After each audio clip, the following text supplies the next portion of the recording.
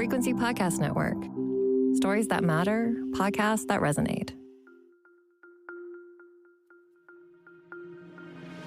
Ottawa is set to relaunch an EV rebates program, and several Toronto police officers have been charged in a corruption investigation. Hi, I'm Virjesh Dave. This is Big Headlines, everything you need to know to be in the know in just 5 minutes. Canadians looking to buy a new electric vehicle will be able to access federal rebates again starting February 16th. Prime Minister Mark Carney has announced a suite of new electric vehicle policies, including scrapping the EV sales mandate and replacing it with new emission standards. In the coming weeks, our government will unveil a new electricity strategy to double, I'll repeat, to double our grid capacity, to modernize our infrastructure and to deliver electricity that's more reliable, more efficient, crucially more affordable for Canadians. This will enable Canadians to adopt low-carbon technologies such as electric vehicles while supporting the electrification and growth of our industries. Ottawa will also offer $5,000 towards the cost of a new EV and $2,500 toward plug-in hybrids. The rebates will only apply to vehicles which cost less than $50,000 and are imported from a country with a free trade agreement with Canada, meaning the Chinese EVs that Ottawa is allowing into the country won't be eligible. Former Prime Minister Stephen Harper is calling on the government to reduce this country's reliance on the United States. Speaking to Conservatives at a gala in Ottawa, Harper says this country is facing unique challenges from south of the border, but they're not all coming from one source. Our national conversation must be mature enough to acknowledge that many of the difficulties we now face as a country cannot be blamed on Donald Trump. In too many cases, they stem from bad decisions by our own government. Harper says we must reduce our U.S. dependence in order to become a more competitive force and to protect our sovereignty and economic stability. The gala marked the 20th anniversary of Harper's government. Police in Toronto are reeling after the arrest of several officers in a major organized crime and corruption investigation. The charges are stunning: conspiracy to commit murder, drug trafficking, and allegedly leaking addresses to hitmen. 7 Toronto police officers and a retired officer are facing the charges following a 7-month-long investigation. The police chief says it found officers unlawfully accessed information which was then funneled to criminals who carried out shootings and other violent offenses. This is a painful and unsettling moment. It needs to be addressed openly, and it needs to be addressed honestly.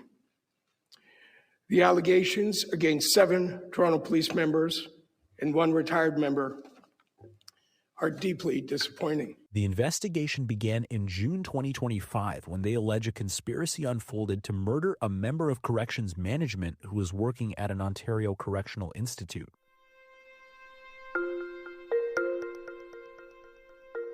Also making big headlines, the desperate search for 84-year-old Nancy Guthrie continues in Arizona as her daughter, Today Show host Savannah Guthrie, makes a desperate public plea. Guthrie is sitting with her siblings in the video posted on social media. Mama, if you're listening, we need you to come home. We miss you. In the tearful Instagram post, Guthrie spoke directly to anyone who may have taken her mother, saying she and her siblings are ready to listen but need proof that she's alive. Multiple media outlets have said they've received possible ransom notes claiming to be the kidnapper, with some saying the notes have details about the crime scene. Guthrie was abducted from her home Sunday morning. U.S. President Donald Trump says he's directed federal agents to assist local law enforcement in the search effort.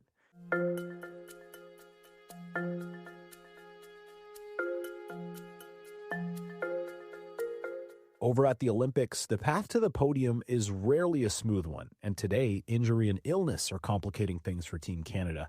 We're learning our women's hockey team will have to wait a little bit longer for their first game. It was supposed to be Canada versus Finland today, with this country focused on defending women's Olympic gold in Italy. But norovirus had other plans. Sickness has forced the postponement of today's game.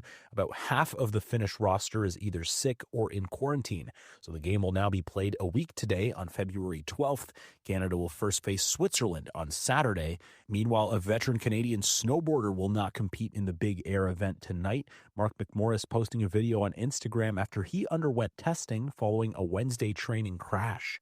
I hit my head and I will not be able to compete in big air. A massive thank you to the amazing medical staff that took awesome care of me. And thank you all for reaching out, all the love and support. The 32-year-old from Regina, Saskatchewan, saying he hopes to return for the slopestyle event. If you haven't listened yet, today on the Big Story podcast, will you have enough money to retire when it's time? Host Chris McCusker speaks to John Sacchi, investment advisor and portfolio manager for BMO Private Wealth. The Canada Pension Plan may not survive forever.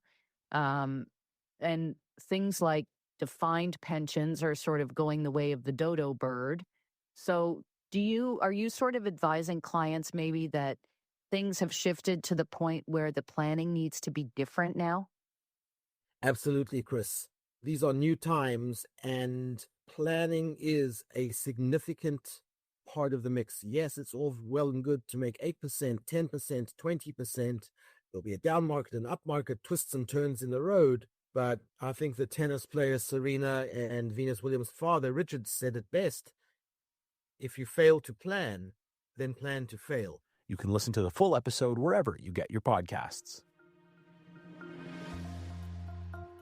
Now you're in the know. Thank you for listening to Big Headlines. Make sure you follow, share, and review Big Headlines. Enrica Amaturo is our lead producer. I'm Virjesh Dave. Have an amazing day. We'll talk to you tomorrow.